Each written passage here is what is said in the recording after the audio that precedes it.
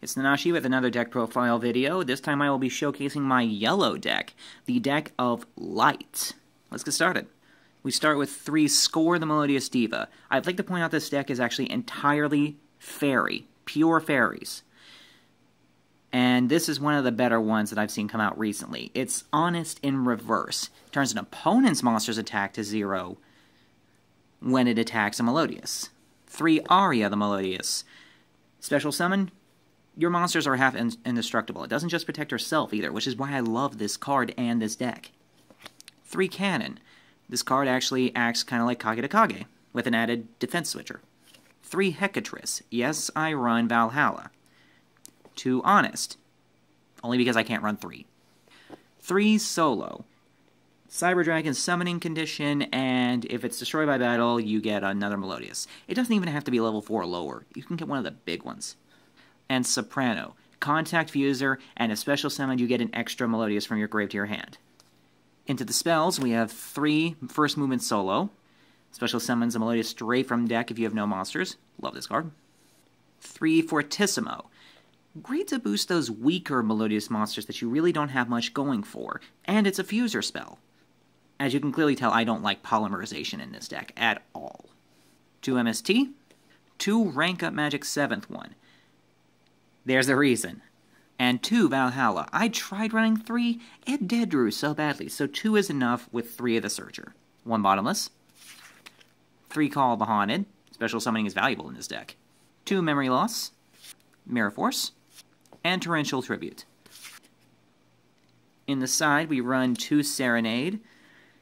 It's a double tribute, and if you special summon it, it gives you a second normal summon.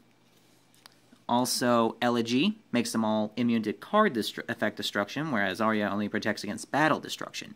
And if she's special, she gives them 300 points, so, she's decent. 2 Shapina, adds from grave to hand. 2 Mozarda, special summons from hand. 2 Dark Hole. MST. 3 Valhalla. Compulsory. 2 Fiendish Chain. Vanities.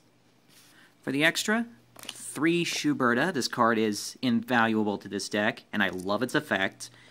Banishes cards from any grave to boost its own attack.